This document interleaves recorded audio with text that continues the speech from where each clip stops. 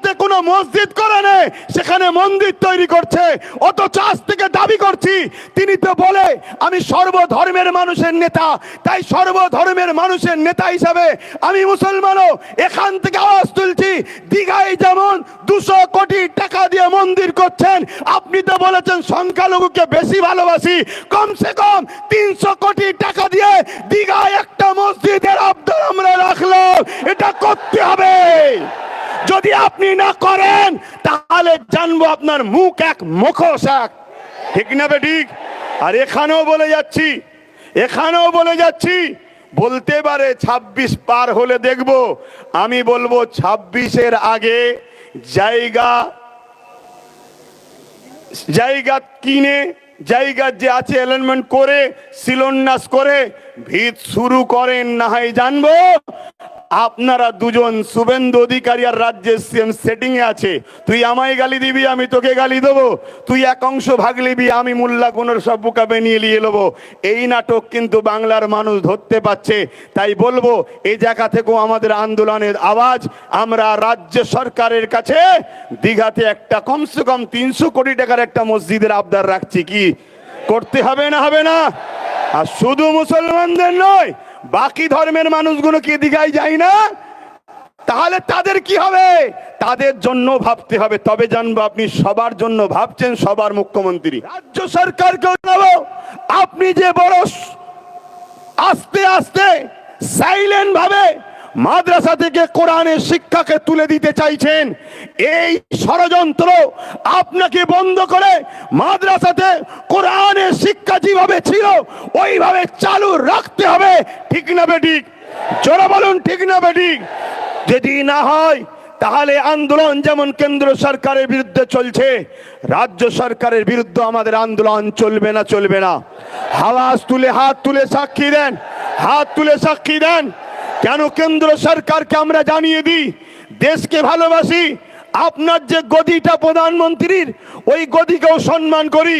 তার মানে এটা নয় আপনি ইসলামের বিরুদ্ধে, মসজিদের বিরুদ্ধে, কোরআনের বিরুদ্ধে, ইসলামের বিরুদ্ধে কোন রকম ক্ষমতার জন্য আইন তৈরি করবেন। আমরা বেঁচে থাকতে এই আইন হতে দেব না। তাহলে আপনাকে আগে ঠিক করতে হবে, আইন পরে করবেন। আগে আমাদের যুব সমাজের বুকের তাজা খুনগুলো গুলি করে করে ঝরাতে হবে, তারপরে আইন করতে আপনি পারবেন। তার আগে পর্যন্ত আইন আমরা হতে দেব না। কেন? আমরা দেশকে ভালোবাসি, সংবিধানকে ভালোবাসি। ঠিক মনে রাখবেন, আমরা জানের থেকেও বেশি আমার ইসলাম, আমার কোরআন, আমার মসজিদ মাদ্রাসাকেও ভালোবাসি, ঠিক না বেঠিক? ঠিক তেমনি রাজ্য সরকারকেও বলবো আপনিও মনে রাখবেন, আমরা হয়তো মুসলিম সমাজের 27% মানুষ আপনাকে বিশ্বাস করে ভোট দিয়েছে, বিজেপির ভয় দেখিয়ে, বিজেপির ভয়ে সব হয়তো আপনার কোলে উঠেছে। তার মানে এটা নয় আপনিও এই ক্ষমতা নিয়ে মাদ্রাসা থেকে কোরআনের শিক্ষাকে তুলে দেবেন, কোরআনকে মিটাবার প্ল্যান করবেন। তাহলে মনে রাখবেন, আমরা 27% কেন, যত পার্সেন্টই আছি আমরা বুকে তাজা খুন দিয়ে হলেও বিজেপির ভয় না করে বিজেপিকেও যেমন উৎখাত করব, আপনাকেও কিন্তু উৎখাত করে আমরা ছাড়বো। এই লড়াই চলতে থাকবে। তাই আমরা এখান থেকে রাজ্য সরকারকেও বলবো এই দ্বিচারিতার মুখোশ এক আর মুখ এক এরকম যেন না দেখানো হয়। আপনি আপনার সৎ ইচ্ছা দ্বারা ওবিসির যে গাইডলাইন, সেই গাইডলাইন অনুযায়ী সুপ্রিম কোর্টে অবিলম্বে আপনি কাগজ জমা দিন। এখন ওবিসি যদি বন্ধ হয়ে যায়, 100ই হয়তো একটা চাকরি আমাদের ছিল, ওই একটাও আর হবে না, 0 হয়ে যাবে। তাই ওবিসি সংরক্ষণের দরকার আছে। এটাকে পূর্ণ বহালের জন্য আমাদেরকে সংগ্রামের ধারাবাহিকতা আরো বাড়িয়ে যেতে হবে। এতেও কি আপনারা প্রস্তুত আছেন তো নাকি? তবে মনে রাখবেন, যেভাবে ওবিসি সিস্টেম সুপ্রিম কোর্ট থেকে দিয়ে গাইডলাইন দিয়েছিল, ওইভাবে যদি রাজ্য সরকার তত্ত্বাবধান করে গাইডলাইন মেনে যদি মানুষকে ওবিসির আন্ডারে আনতো, তাহলে আজকে কিন্তু ওবিসি বন্ধ হতো না। এটাও একটা সাজানো পরিকল্পনা যাতে করে ওবিসি বন্ধ হয়ে যায়। এখনো কিন্তু সময় আছে। রাজ্য সরকারের সৎ ইচ্ছা থাকলে ওবিসির যে সিস্টেম, সেই সিস্টেম গাইডলাইন মেনটেন করে রাজ্য সরকার যদি সুপ্রিম কোর্টে জমা দেয়, আমার সংবিধান অনুযায়ী যতটুকু জ্ঞান আছে সুপ্রিম কোর্ট ওবিসিকে আবার পুনর্বহাল করার জন্য আইন অবশ্যই তিনি ঘোষণা করবেন, কিন্তু রাজ্য সরকার সৎ ইচ্ছা দেখাচ্ছেন না। তাই আমরা এখান থেকে রাজ্য সরকারকেও বলবো, এই দ্বিচারিতার মুখোশ এক আর মুখ এক, এরকম যেন না দেখানো হয়। আপনি আপনার সৎ ইচ্ছা দ্বারা ওবিসির যে গাইডলাইন, সেই গাইডলাইন অনুযায়ী সুপ্রিম কোর্টে অবিলম্বে আপনি কাগজ জমা দিন। এর পাশাপাশি নিশ্চয়ই এই বিষয়টা আলো হয়েছে না হয়েছে কি জানি না, মাদ্রাসা শিক্ষা পুরো দেশ জুড়ে যেমন ওয়াকফকে কেন্দ্র সরকার দখল করতে চাইছে, ওয়াকফ যদি চলে যায় মাদ্রাসাও যাবে, মসজিদও যাবে, কবরস্থান, ঈদগাহ, খানকা সবই যাবে। অ্যাকচুয়ালি ইসলামের পেহচান, মুসলমানদের পেহচান, মুসলমানের পরিচয় সবটাই মিটে যাবে। কিন্তু রাজ্য সরকারও মাদ্রাসাকে বড় সুকৌশলে ধ্বংসের দিকে ঠেলে দিচ্ছে, এটাও আপনাদের একটু সজাগ করানো দরকার। কেন এখানে লেখা আছে দেখুন, মাদ্রাসা বাঁচাবার জন্য কিন্তু মাদ্রাসা শিক্ষা বাঁচাও। আপনারা নিশ্চয়ই জানেন, স্কুল কলেজ যেখানেই হোক পরীক্ষা দিবার পরে একটা মার্কশিট দেওয়া হয়, রেজাল্ট। ওই মার্কশিটে বিভিন্ন সিলেবাসের নাম থাকে, অঙ্ক, ভূগোল, বাংলা ইত্যাদি ইত্যাদি, ইংলিশ সহ। ঠিক তেমনই মাদ্রাসা শিক্ষায় এই সিলেবাসের নাম ছিল কোরআনে কত পেয়েছে। কিন্তু আপনারা জানেন কি জানেন না, উলামা হযরত, ইমাম সাহেব হযরত, মুসলিম সমাজ প্রেমী মানুষ, আপনারা মন দিয়ে শোনেন, আমরা যাকে আপনারা এত ভালোবাসলেন, তিনি ক্ষমতার পাওয়ারে মাদ্রাসা শিক্ষা থেকে বড় প্ল্যান মাফিক এই পশ্চিম বাংলায় কোরআনকে তুলে দিয়েছে। তাই মার্কশিট থেকে কোরআনের অপশনটাও বন্ধ করে দিয়েছে। যেমন কেন্দ্র সরকার ইসলামকে মিটাবার জন্য, মসজিদ মাদ্রাসাকে মিটাবার জন্য ওয়াকফ সংশোধনী আইনের নামে কালা কানুন তৈরি করতে চাইছে, আমরা এখান থেকে মাদানীপুর কোলাঘাট থেকে আন্দোলনের সূচনা চলে আসছে, ধারাবাহিক চলে আসছে। আজকেও আমরা আন্দোলন থেকে আওয়াজ তুলব, এই কেন্দ্র সরকারের এই কালা কানুন আমরা মানছি না। এই কালা কানুনকে অবিলম্বে বন্ধ করতে হবে, ঠিক না বেঠিক? আওয়াজ বলুন, ঠিক না বেঠিক? ঠিক তেমনি এখান থেকেই রাজ্য সরকারকে জানাবো, আপনি যে বড় আস্তে আস্তে সাইলেন্ট ভাবে মাদ্রাসা থেকে কোরআনের শিক্ষাকে তুলে দিতে চাইছেন, এই ষড়যন্ত্র আপনাকে বন্ধ করে মাদ্রাসাতে কোরআনের শিক্ষা যেভাবে ছিল ওইভাবে চালু রাখতে হবে, ঠিক না বেঠিক? জোরে বলুন, ঠিক না বেঠিক? যদি না হয় তাহলে আন্দোলন যেমন কেন্দ্র সরকারের বিরুদ্ধে চলছে, রাজ্য সরকারের বিরুদ্ধে আমাদের আন্দোলন চলবে না, চলবে না। আওয়াজ তুলে, হাত তুলে সাক্ষী দেন, হাত তুলে সাক্ষী দেন। কেন কেন্দ্র সরকারকে আমরা জানিয়ে দিই, দেশকে ভালোবাসি, আপনার যে গদিটা প্রধানমন্ত্রীর, ওই গদিকেও সম্মান করি। তার মানে এটা নয় আপনি ইসলামের বিরুদ্ধে, মসজিদের বিরুদ্ধে, কোরআনের বিরুদ্ধে, ইসলামের বিরুদ্ধে কোন রকম ক্ষমতার জন্য আইন তৈরি করবেন। আমরা বেঁচে থাকতে এই আইন হতে দেব না। তাহলে আপনাকে আগে ঠিক করতে হবে, আইন পরে করবেন। আগে আমাদের যুব সমাজের বুকে তাজা খুনগুলো গুলি করে করে ঝরাতে হবে, তারপরে আইন করতে আপনি পারবেন। তার আগে পর্যন্ত আইন আমরা হতে দেব না। কেন আমরা দেশকে ভালোবাসি, সংবিধানকে ভালোবাসি। ঠিক মনে রাখবেন, আমরা জানের থেকেও বেশি আমার ইসলাম, আমার কোরআন, আমার মসজিদ মাদ্রাসাকেও ভালোবাসি, ঠিক না বেঠিক? ঠিক তেমনি রাজ্য সরকারকেও বলবো, আপনিও মনে রাখবেন, আমরা হয়তো মুসলিম সমাজের 27% মানুষ আপনাকে বিশ্বাস করে ভোট দিয়েছে, বিজেপির ভয় দেখিয়ে, বিজেপির ভয়ে সব হয়তো আপনার কোলে উঠেছে। তার মানে এটা নয় আপনিও এই ক্ষমতা নিয়ে মাদ্রাসা থেকে কোরআনের শিক্ষাকে তুলে দেবেন, কোরআনকে মিটাবার প্ল্যান করবেন। তাহলে মনে রাখবেন, আমরা 27% কেন, যত পার্সেন্টই আছি, আমরা বুকে তাজা খুন দিয়ে হলো বিজেপির ভয় না করে বিজেপিকেও যেমন উৎখাত করব, আপনাকেও কিন্তু উৎখাত করে আমরা ছাড়বো। এই লড়াই চলতে থাকবে। অতএব আমাদের লড়াই, আমাদের আন্দোলন, আমার ধর্ম, আমার ইসলাম, যেটা আমার সংবিধান আমাকে রাইট দিয়েছে, তার উপরে কেন্দ্রও যেন হাত না দেয়, রাজ্যও যেন হাত না দেয়। এটা আমাদের আন্দোলন চলবে, ঠিক না বেঠিক? কিন্তু বলার তো অনেক কিছু আছে, তারপরেও পানি এসে বীজখানে। এ ভাইয়েরা একটু মোবাইল টোবাইলে ব্যস্ত হয়ে গিয়েছিল, মিডিয়া ভাইয়েরা, দেখ এখন আর ব্যস্ত হননি। কিন্তু তারপরও পূর্ব মাদারীপুর থেকে আমি একটা বিষয় নিয়ে প্রথম আলোচনা শুরু করব। ওয়াকফ নিয়ে তো অনেকে বলেছে, আমি একটু বলছি, কিন্তু তার আগে একটা বিষয় আপনাদের সকলের দৃষ্টি আকর্ষণ করছি। পূর্ব মেদিনীপুরের একজন ব্যক্তি শুভেন্দু অধিকারী জিনার নাম, তিনি কিছুদিন আগে তিনার মাথায় সেকুলার ভূত চেপেছিল, তাই তিনি আমাদেরই সাথে মোল্লা মলি সাহেব, আমার সাথে নয়, অনেক পীর সাহেব পীরজাদার সাথে ইফতার পার্টিতেও গেছে, তরমুজও খেয়েছে। হঠাৎ করে সেকুলার ভূত ওনার নেবে গিয়ে এখন কমলার ভূত নেবেছে। উনি বক্তব্য দিতে দিতে আমার দেশের সংবিধানের বিরুদ্ধে বক্তব্য দিচ্ছে। তাই এখান থেকে আওয়াজ তুলবো, শুভেন্দু অধিকারী বাবুকে, আপনি রাজনীতি করছেন, রাজনীতি করুন, ধর্মীয় ধর্ম খেলা করবেন না। কেন ধর্ম এমন একটা মহব্বত ভালোবাসার জিনিস, এই আগুনে কিন্তু আপনার রাজত্বের সব শেষ হয়ে ধ্বংস হয়ে যাবে, এটা সতর্ক আপনাকেও করে দিচ্ছি। তিনি এই পূর্ব মেদিনীপুরের বক্তব্য দিতে দিতে বলেছে যে পশ্চিম বাংলায় হিন্দু সরকার করব, হিন্দু সরকার করব। আমি শুভেন্দু বাবুকে জানতে চাই, হিন্দু ভাই বোন বাবা মাদেরকে এতটাই মূর্খ মনে করেন? ৭৭ বছর সে স্বাধীন হয়েছে, সেইখান থেকে আজ পর্যন্ত পশ্চিম বাংলায় যত মুখ্যমন্ত্রী হয়েছে সবাই হিন্দু মুখ্যমন্ত্রী ছিলেন, মুসলমান কেউ হয়নি। কিন্তু আজকে আপনি রাজ্য সরকারকে কি সরকার বুঝাতে চাইছেন? মুসলিম সরকার। আমাদের চোখকে ঘোরাতে চাইছেন, আমাদের মাইন্ডকে ডাইভার্ট করতে চাইছেন।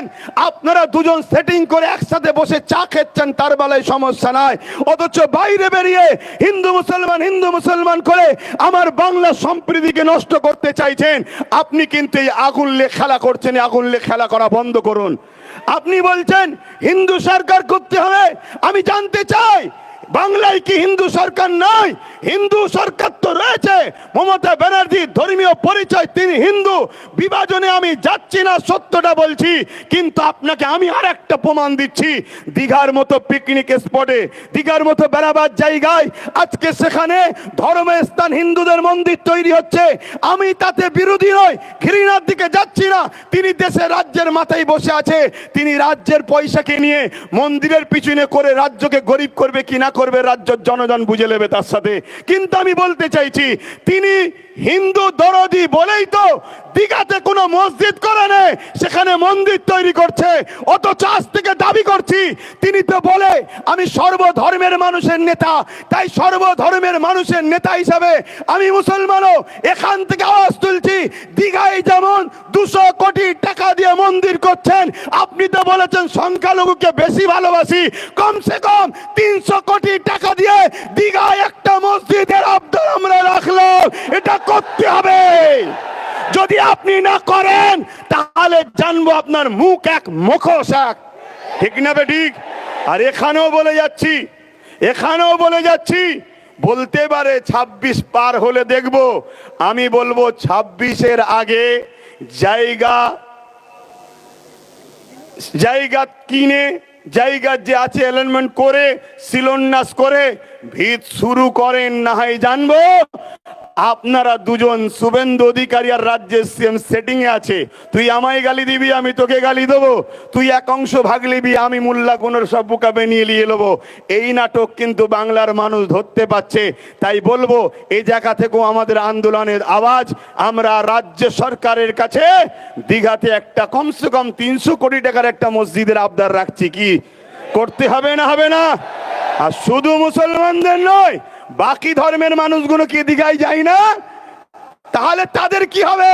তাদের জন্য ভাবতে হবে, তবে জানবো আপনি সবার জন্য ভাবছেন, সবার মুখ্যমন্ত্রী। কে এতে একমত তো নাকি? হাত তুলে বলুন, একমত তো নাকি?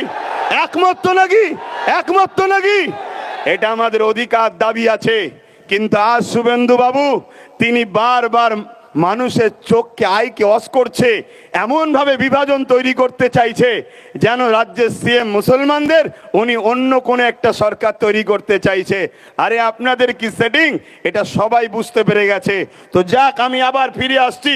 এখানে আর একটা কথা বলি, আজকে বাংলায় নাকি জঙ্গিদের সরকার চলছে, বলছে না? বলেন, আচ্ছা, একটা রাজ্যে জঙ্গি সরকার, তার সাপোর্টারের সরকার রয়েছে, এরকম কথা যদি কেউ বলে তাকে অবিলম্বে অ্যারেস্টের দরকার আছে না নাই?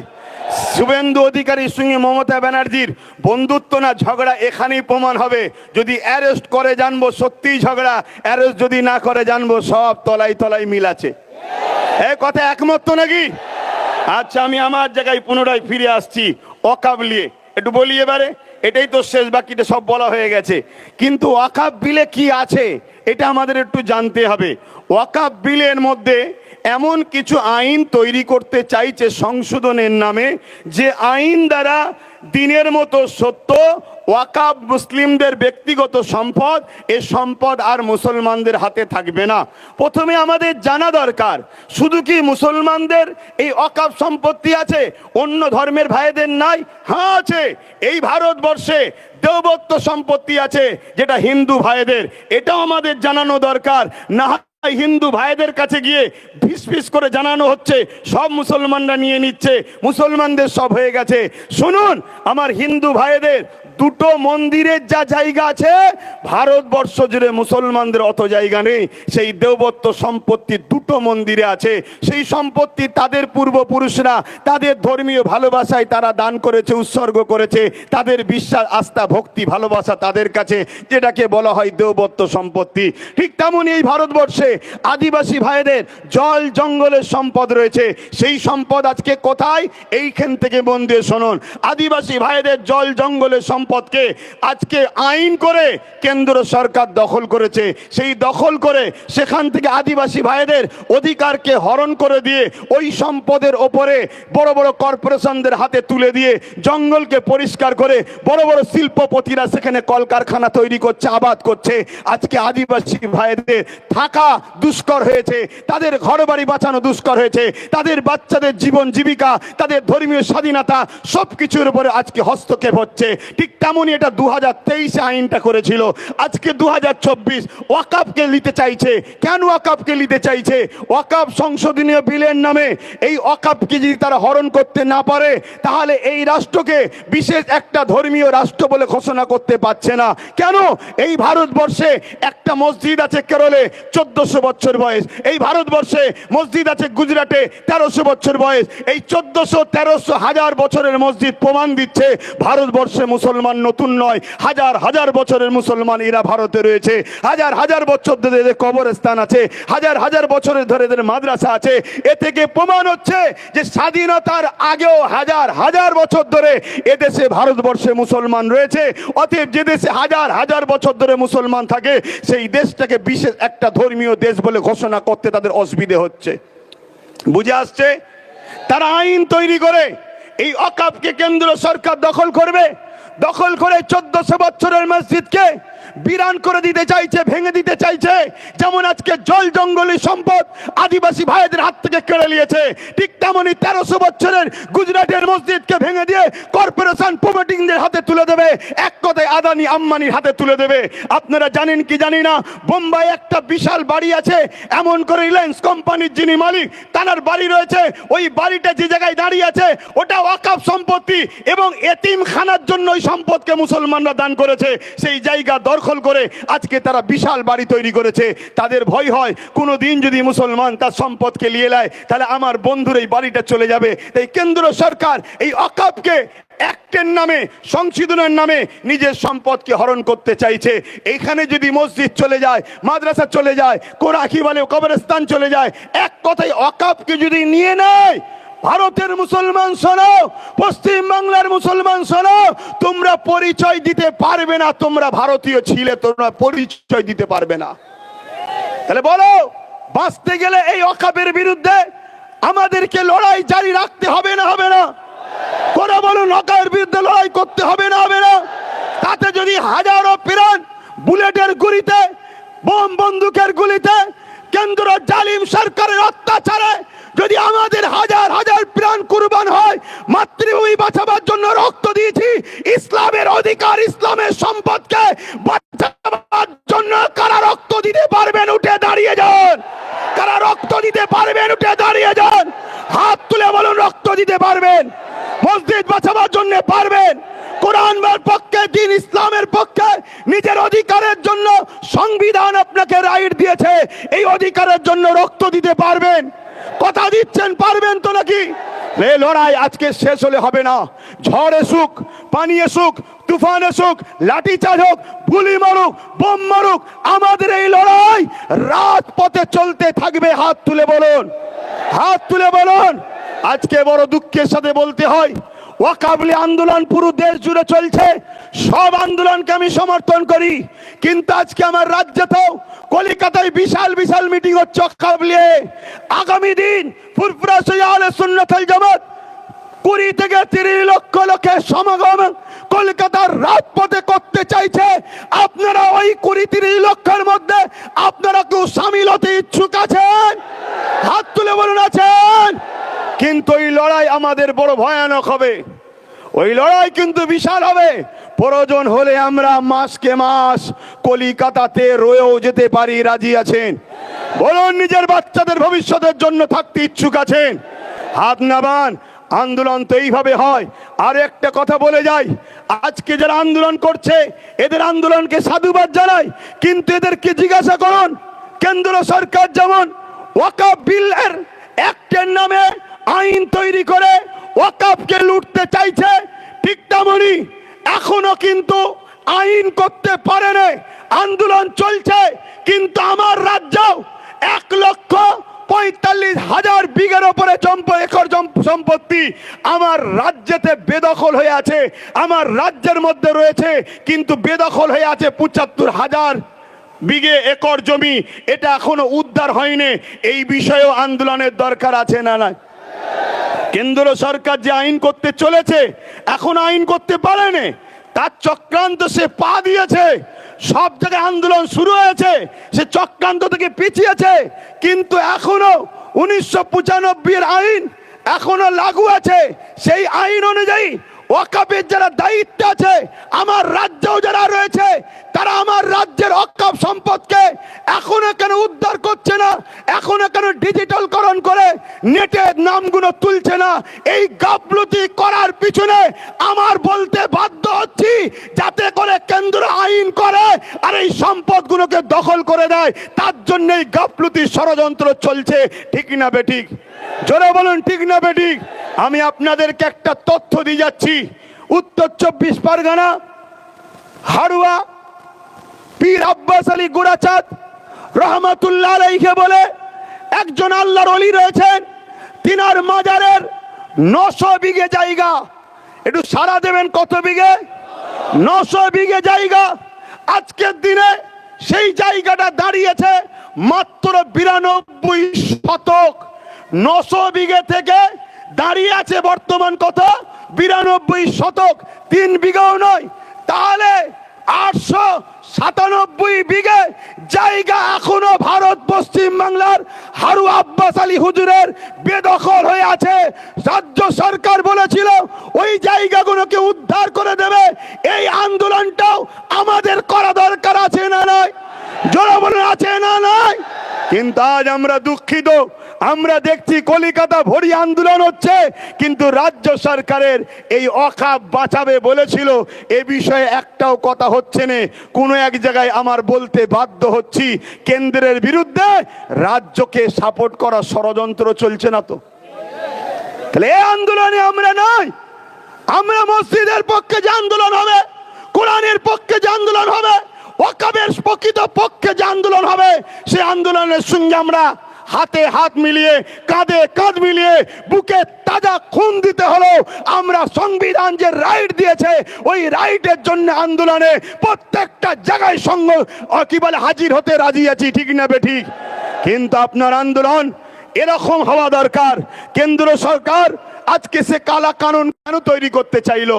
এমনি এমনি তো খাওয়া যাচ্ছে, এখন তৈরি করতে চাইছে কেন? শোনেন, রাজ্যগুলো ভালো মন্দ খেতে পাচ্ছিল, কেন্দ্র ওয়াকফের ভাগ ঠিক পাচ্ছিল না, তাই ওয়াকফ বিল করে টোটাল নিজের হাতে নিতে চাইছে, কোন রাজ্যকে ভাগ দেবে না, সম্পূর্ণ ও একা খাবে। অর্থাৎ এই যে 900 বিঘা আব্বাস আলী গোরাচাঁদ হুজুরের যে মাজারে যে ওয়াকফের জায়গা আছে, এই জায়গাকে বড় বড় বাড়ি হয়েছে, বিভিন্ন দোকানকে ভাড়া দেওয়া হয়েছে, তা থেকে মোটা টাকা আজকে রাজ্য সরকারের ফান্ডে যাচ্ছে। কেন্দ্র সরকার বলছে না, তুই পাবিনি, 900 বিঘেটাই আমি দখল করে আদানি আম্বানিকে দেবো, ওখানে যারা আছে সব ভেঙে গুড়িয়ে দেবো। এই হচ্ছে লড়াই। এদের লড়াই মূলত উভয়ের আমাদের সম্পদকে ভাগ বাটরা করে খাবে। এই জায়গায় বলুন, আমরা যদি আমাদের সম্পদ পেতে চাই, তাহলে কেন্দ্র সরকারের কালা কানুনের বিরুদ্ধে যেমন লড়াই হবে, আমার রাজ্যে যারা ওয়াকফকে দখল করে বসে আছে ওদের উচ্ছেদ করে আমাদের মসজিদের জায়গা, আমাদের কবরস্থানের জায়গা, আমাদের মাদ্রাসার জায়গা, আমাদের ওয়াকফের জায়গা আমাদের ফিরিয়ে নেবার জন্য লড়াইয়ের দরকার আছে না নাই? আছে না নাই? তবেই তো লড়াইটা পারফেক্ট হবে। আমার কথা আপনারা বুঝতে পারছেন না পারেননি? কলকাতায় এমন এমন ভিআইপি জায়গা আছে যে জায়গাগুলোর দাম 1 শতক জায়গার দাম 5 কোটি 10 কোটি টাকা। কলকাতার বুকে প্রায় 50,000 বিঘে কম বেশি জায়গা শুধু কলকাতার বুকের আশপাশে আমাদের জায়গা রয়েছে, যে জায়গার অর্থ কত হতে পারে বুঝতে পারছেন? তাহলে সেগুলোর উদ্ধারের দরকার আছে না নাই?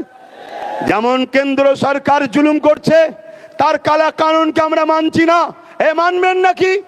জোরে মানবেন? শুভেন্দু অধিকারীর মতো মানুষ যদি মনে করে যেদেরকে প্রশাসন দিয়ে ঠান্ডা করে দেবো, শুভেন্দু অধিকারী বাবুকে বলে যায় তোমার প্রশাসন কম পড়ে যাবে, সংবিধান বুকে রেখে সংবিধানকে বুকে নিয়েই মরবো আমরা, কিন্তু তোমার প্রশাসনকে কমিয়ে দেবো আমরা।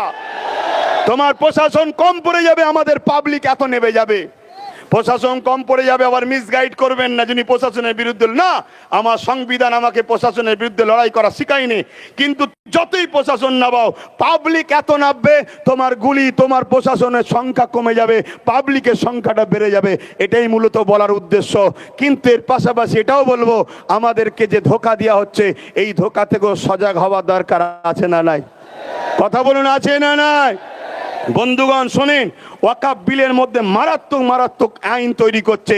তার মধ্যে একটা আইন করছে, কেউ যদি ওয়াকফ করে তাকে 5 বছর কমসে কম ধর্মীয় প্র্যাকটিসের মধ্যে আছে, যাকে আমাদের ভাষায় বলা হয় কামেল মুসলমান। তা কেন্দ্র সরকার কি করে বুঝবে কে কামেল মুসলমান কে নরমাল মুসলমান? তা আমাকেও তো বলতে পারে তুমি নরমাল মুসলমান, আর মোদি সার্টিফিকেট দেবে আব্বাস নরমাল মুসলমান। তো মুসলমানের এম বোঝে না, ও আমাকে সার্টিফিকেট দেবে আব্বাস সিদ্দিকী নরমাল মুসলমান। আপনার ইমাম যে 30 বছর, তিনি বলবেন আমি চলে গেছি, যা হয়েছে আমি সব দিয়ে দিলাম, তাকেও বলবে এ নরমাল মুসলমান। এটা একটা ষড়যন্ত্র। এই করে বলবে যারা দান করেছে এরা মুসলমান ছিল না, এরা প্র্যাকটিসিং মুসলমান নয়, তাই এদের সম্পদ ওয়াকফ হবে না। এইভাবে বিভিন্ন ছলে বলে কলে কৌশলে আমাদের ওয়াকফকে লুটার ষড়যন্ত্র করছে। এই জায়গায় আমি প্রত্যেকটা মানুষকে, সচেতন মানুষকে বলবো, আপনারা ঐক্যবদ্ধ হন, সংগঠিত হন। এই আন্দোলনে আমাদেরকে কোনোভাবে পিছপা হলে হবে না। কারবার করতে হবে, ব্যবসা করতে হবে, জমির জায়গা রুজি সন্তানদের জন্য ভাবতে হবে। কিন্তু ওয়াকফ যদি আমাদের হাত থেকে ফসকে যায়, মনে রাখবেন আগামী দিন ভারতবর্ষে আপনি টিকে থাকবেন, তার পরিচয় কিন্তু আপনি দিতে পারবেন না। এরপরে আপনাকে নাগরিকত্ব থেকে বহিষ্কার করা হবে। কেন? আপনার যখন এ দেশে স্বাধীনতার আগে কোনো ঐতিহাসিক মসজিদ, মাদ্রাসা, কবরস্থান নয়, তখন আপনাকে বলা হবে আপনি স্বাধীনতার পরে বাংলাদেশ থেকে এসেছেন, পাকিস্তান থেকে এসেছেন, চলুন আপনাকে ডিটেনশন ক্যাম্পে নিয়ে যাওয়া হবে। কিন্তু যতদিন আপনার এই হাজার হাজার বছরের ঐতিহ্য মসজিদ, মাদ্রাসা, ওয়াকফ রয়েছে, ততদিন শুভেন্দু অধিকারী বা তার মাথায় যারা বসে আছে, অমিত শাহ আর নরেন্দ্র দামোদর মোদী হোক, এরা হাজারো চেষ্টা করলো বাবা সাহেব আম্বেদকরের সংবিধান তোমাকে আমাকে দেশে থাকার জন্য গার্ড দেবে। এরা যতই চেষ্টা করো ভারতের মুসলমানদের করে এরা কখনো ক্ষতি করতে পারবে না, পারবে না, পারবে না। কিন্তু তোমার যদি ওয়াকফকে এরা কোনোভাবে লিখে নিতে পারে, মনে রেখে দেবে তোমাদের কিন্তু সব শেষ হয়ে যাবে। একটা ছোট্ট কথা বলি, কলকাতায় একটা প্রোগ্রাম হচ্ছিল দেখছিলাম, ওই কলকাতায় রাজ্য সরকারের একটা এমপি বক্তব্য দিচ্ছে, আপনারা দেখেছেন কি জানি না। বক্তব্য দিতে দিতে বলছে কোনো জায়গায় যদি গুটি কত মুসলমান দাঁড়িয়ে নামাজ পড়ে বা কোনো জায়গায় থাকে, সেটা নাকি ওয়াকফ হয়ে যাবে। বলুন এটা হিন্দু ভাইদের কাছে বা অন্য ধর্মের কাছে ঠিক মেসেজ না ভুল মেসেজ? জোরে বলুন। স্বাভাবিক অন্য ধর্মের মানুষরা কি বলবে? আরে ওরা যদি ধর্মীয় কাজ করে সঙ্গে সঙ্গে যা দখল হয়ে যাবে। তাহলে বলুন, রাজ্য সরকারের এমপি এত বড় ভুল মেসেজ দিচ্ছে, ইনাদের দ্বারা আমাদের ওয়াকাফ বাঁচবে না যাবে মনে হচ্ছে? তাহলে মাথায় ঢুকান, ওয়াকাফ কিভাবে হয় বলি। ধৈর্য আছে তো নাকি? কোন ধনী ব্যক্তি তার অনেক সম্পদ আছে, সে ভাবলো 50% সন্তানদের জন্য রাখি, 50% আল্লাহর রাহে উৎসর্গ করে দিই, যেটা হিন্দু ভাইদের দেবত্ব কি সে কি বলে জল জঙ্গল আদিবাসী ভাইদের আরব ধর্মী ভাইদের রয়েছে। ওই উৎসর্গ যখন করবে ওয়াকাফ কমিটিকে জানাতে হবে, ওয়াকাফ কমিটি এসে সার্ভে করবে, সার্ভে করে যদি দেখে এর পর্চা এর কাগজ সবই নিজে মালিক, তারপরে সেটাকে ওয়াকাফ কমিটি সেটাকে অ্যাকসেপ্ট করবে। আর ইনারা কি প্রচার করছে, রাজ্যের এমপি কি প্রচার করছে, বা এই বিজেপির এমএলএ এমপিরা এরা ভেতরে ভেতরে গোপনে গোপনেও করছে যে মুসলমান কোন জায়গায় দাঁড়ালে সে জায়গাটা মুসলমানদের হয়ে যাবে, কোন জায়গায় নামাজ পড়লে মুসলমানদের হয়ে যাবে। আমাদের যে ভাইচারা সম্প্রীতি আছে, অনেক সময় দেখা যায় অনেক ভাই রাস্তাতে যাচ্ছে, নামাজের সময় হয়েছে, একটা অমুসলিম ভাইয়ের দোকানে বললো ভাই এই আসো, কোনো অসুবিধা নেই, নামাজ পড়ো, কি আমাদের ঘটনা ঘটে না? কিন্তু এইটা যদি ঘোষণা করে দেওয়া হয়, অমুসলিম ভাইয়েরা কি বলবে, না ভাই তুই এখানে নামাজ পড়তে পারবি নি, তুই ভাই ওঠ, ভাই তুই ওঠ এখান থেকে চ। কেন? তোদের নাকি ওয়াকাফের নিয়ম আছে, যেখানে নামাজ পড়বি সেখানে হয়ে যাবে। এটা কত বড় একটা মিথ্যা প্রচার ওয়াকাফ নিয়ে চলছে। অথচ ওয়াকাফ একটা কমিটি রাখা আছে, ওই কমিটি যাতে ওয়াকাফ সম্পত্তিগুলো হেফাজত হয় তার 7% মাসে মাইনে দেওয়া হবে। আজকে সেইটাকে মিথ্যা প্রচার চালাচ্ছে। খুব ঠান্ডা মাথায় আমার বুঝবেন কথাটা, যেমন কেন্দ্র সরকার পুরো দেশের ওয়াকাফকে লুটে নিয়ে মুসলমানদেরকে নিশ্চিহ্ন করে দেওয়ার প্ল্যান করছে, ঠিক তেমনি বিগত 77 বছর ধরে ভারতে ওয়াকাফ সম্পত্তি মুসলমানদের নামে আছে ঠিকই, কিন্তু এর দুধ এর মাখন মুসলমানরা পায় না, সেটা যারা ক্ষমতায় থাকে তারা লুটে পুটে খায়। এই ওয়াকাফ কেন করেছে? এই ওয়াকাফের অর্থ থেকে মুসলিম গরিব ছেলেদেরকে পড়ানো হবে। আজকে যদি ওয়াকাফের টাকা প্রকৃত মুসলিম গরিব ছেলেদেরকে পড়ানো হতো, আমাদের এত মেরিট ছেলে আছে, একটা বললে এপিজে আব্দুল কালাম কেন, হাজার হাজার ভারতবর্ষে এপিজে আব্দুল কালাম তৈরি হয়ে যেত। কিন্তু এই অভাবের জন্য, পয়সা না থাকার জন্য আমার ভারতবর্ষের অনেক মুসলিম সন্তানের তাদের আজকে স্বপ্ন ভেঙে চুরমার হয়ে গেছে। তাই বলবো বন্ধু, এই লড়াই আজকে শেষ নয়, এখান থেকে শুরু হলো, পূর্ব মেদিনীপুরের শুরু কলাঘাট থেকে হলো, বিভিন্ন জেলায় হচ্ছে। আমি সব জায়গায় দেখতে চাইছি। কলিকাতায় আমার টার্গেট 20 থেকে 30 লক্ষ লোকের দরকার, তবেই তো আন্দোলনের জোরালো হবে। তাই বিভিন্ন জায়গায় করে দেখছি। আপনারা বলুন, আগামী দিন কলিকাতার রাজপথে যাওয়া হবে, আপনারা সত্যিই কারা যেতে ইচ্ছুক লম্বা করে হাত তুলবেন। ধোকা দেবেন না তো? ধোকা দেবেন না তো? গাছে তুলে মই করে নেবেন না তো? একটা শেষ কথা বলবো, আমার পূর্বে কেউ একজন বলছিল বাবরি মসজিদের সঙ্গে, মাস্টার সাহেব সম্ভবত, বাবরি মসজিদটা শহীদ হয়েছে কবে? এই ধৈর্য আছে? খুব জোর 5 মিনিট নেবো। একটু হিন্দু ভাইদেরকে জানানো দরকার যে আপনাদের কিভাবে বোকা বানাচ্ছে কেন্দ্র সরকার, একটু জানানো দরকার আছে না নাই? হিন্দুরা আমাদের ভাই হয় না, হয় না? আদিবাসী, দলিত, সাঁওতাল, বাগদি যেই হোক, সবাই আমাদের ভাই, ঠিক না বেঠিক? সবাই আমরা দেশবাসী, কিন্তু এই বিভাজনটা তৈরি করছে। আচ্ছা 6 ডিসেম্বর এই দিনটাকেই বাবরি মসজিদের শহীদের জন্য নিল কেন? 5ই ডিসেম্বর করতে পারতো, 10ই ডিসেম্বর করতে পারতো, 6 তারিখটাই নিল কেন? এবং 1992টা নিল কেন? জানেন আপনারা? জানেন? এই তথ্যটা শুধু আপনাদের দিয়ে যায়। আর আপনাদের থেকে বেশি আমি বলবো আমার অমুসলিম ভাই, হিন্দু, দলিত, আদিবাসী যারা অন্য সম্প্রদায়ের ভাই আছেন, যাদেরকে ভুল বোঝানো হচ্ছে, আমি সেই সকল বন্ধুদের বলবো, আসেন, দেশ একটা বট গাছ, দেশ একটা গাছ, বট গাছ। এই দেশের হাজারো শিকড় আছে, একটা শিকড় যদি কাটে মূলত বট গাছ দেশের ক্ষতি হবে। এই দেশের একটা শিকড়ের নাম হিন্দু, একটা শিকড়ের নাম মুসলিম, একটা শিকড়ের নাম আদিবাসী, একটা শিকড়ের নাম দলিত, একটা শিকড়ের নাম মতুয়া, একটা শিকড়ের নাম শিখ, পাঞ্জাবি, খ্রিস্টান ইত্যাদি ইত্যাদি। মূলত যে শিকড়টাই কাটবে দেশের ক্ষতি হবে। দেশের স্বার্থে আমাদের ভাইচারার জন্য বলে যায় 1992 6 ডিসেম্বর বাবরি মসজিদের শহীদের কারণ দুটো। নম্বর 1, 6 ডিসেম্বর বাবা সাহেব আম্বেদকরের মৃত্যু দিন। এই দিনটাকে প্রত্যেকটা ভারতীয়, মুসলিম, হিন্দু, দলিত, আদিবাসী, ধনী, গরিব সবাই ভারতীয় বাবা সাহেব আম্বেদকরের জন্য স্মরণ করত। কেন? বাবা সাহেব আম্বেদকর আমাদের জন্য কথা বলার তার রাইট সংবিধান দিয়ে গেছে।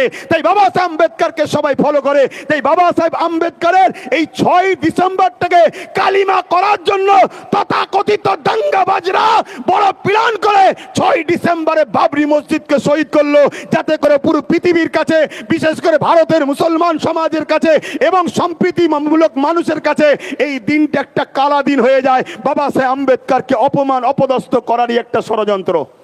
কথা শুনলেন? কথা শুনছেন? দ্বিতীয় নম্বর চলে আসুন। 1992 কেন হলো?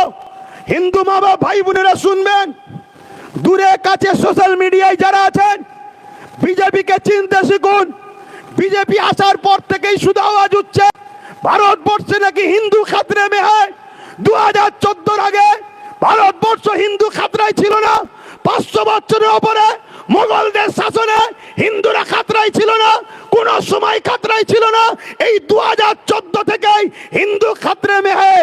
সত্যি কথাই হিন্দু বিপদে আছে। যদি বলেন কেন, তাহলে আজকে শুনুন মন দিয়ে।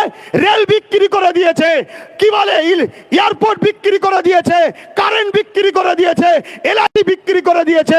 এই সরকার আসার পরে 2 কোটি চাকরি দেবে বলেছিল কেন্দ্র সরকার, দিতে পারেনি। এই সরকার আসার পরে এলআইসি বিক্রি করে দিল। এলআইসি চাকরি করে কারা? 100-র মধ্যে 100টাই অমুসলিম ভাইরা চাকরি করে। কেন? এলআইসি সুদের, ইসলামের চলে না। রেল বিক্রি করে দিল। রেলে হকারি করে কারা? বেশিরভাগ আমার অমুসলিম ভাইরা। চাই তাদের আজকে সেখান থেকে রুজি রুটি চলে গেল। এই সরকার আসার পরে পুরো ভারতবাসী আজকে বিপদে আছে। আমার হিন্দু ভাইদেরকে শ্রদ্ধার সাথে বলবো, 1992 সালে এই বাবরি মসজিদকে যখন ভাঙা হয়, ওই সময়ে 1989-80-তে একটা সাচার কমিটির মতো রিপোর্ট বেরিয়েছিল, মন্ডল কমিটি। তাই তো, মন্ডল কমিটি, সাচার কমিটি যেমন 2005-06 বেরিয়েছে, ওটা 79-80-তে মন্ডল কমিটি। সেই কমিটিটার রিপোর্ট যারা করেছে তারা বলছে হিন্দু সমাজের একটা বড় অংশ রুজি রুটিতে, অর্থনীতিতে একদম ধ্বংসের দিকে।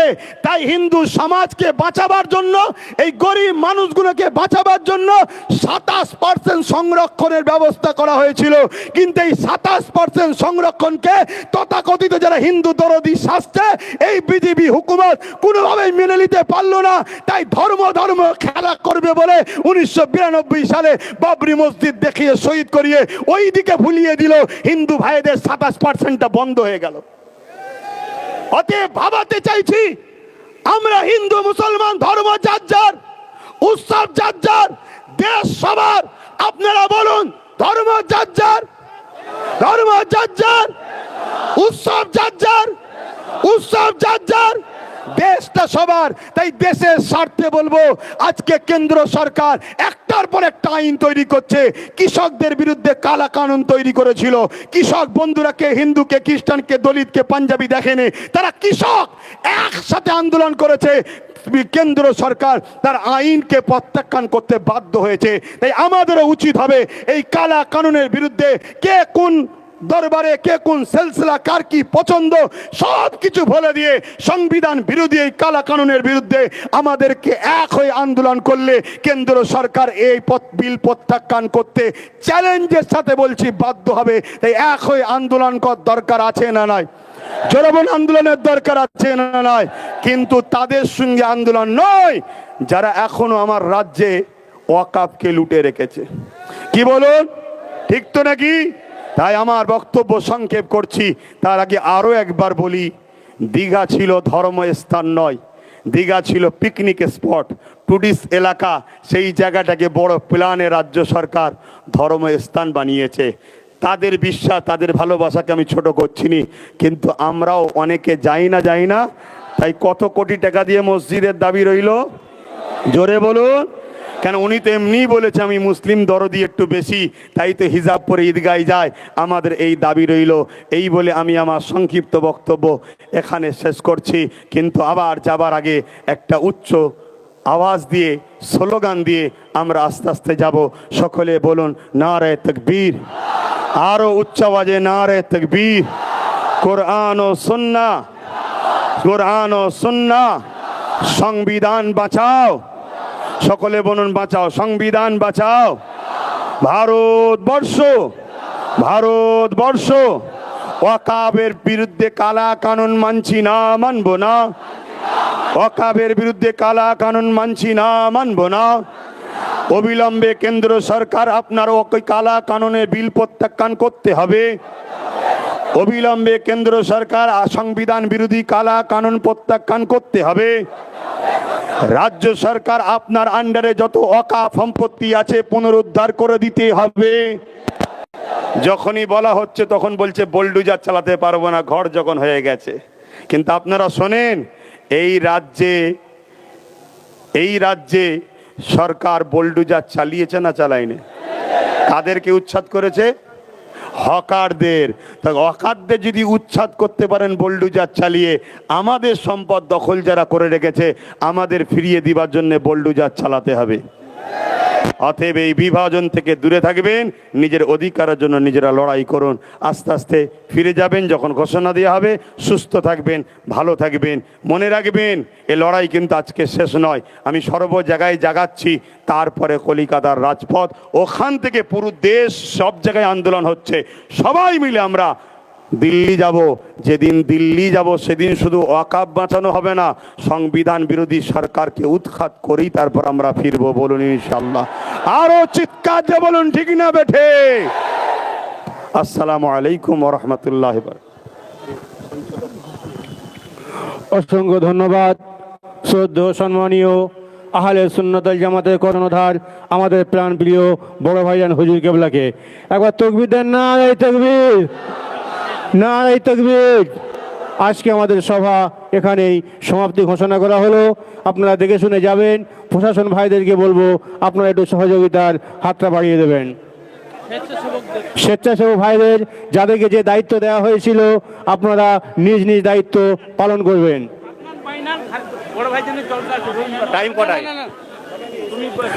স্বেচ্ছাসেবক ভাইদেরকে বলবো আপনারা যথাসাধ্য দায়িত্বটা পালন করুন। যে যা দায়িত্ব দেওয়া ছিল সবিনয় দায়িত্বটা পালন করবেন। আমি আরো একবার মাইক ধরলাম। আহলে সুন্নাত ওয়াল জামাতের প্রোগ্রামের কিন্তু একটা ডিসিপ্লিনের সুনাম আছে। প্রত্যেক জায়গাতেই কিন্তু ডিসিপ্লিন সহ প্রোগ্রাম হয়, বিশাল গ্যাদারিং হয়, তারপরেও কিন্তু কোনো ভায়োলেন্স হয় না। এটা একটা সিস্টেম, ডিসিপ্লিন। কেন, আমাদের সবাই কর্মী, সবাই দরদি, সবাই ভালোবাসার মানুষ, কাউকে গাড়ি দিয়ে আনা হয় না, নিজের দরদে এসেছেন। তাই এই দরদটা রেখে সুন্দরভাবে যাবেন।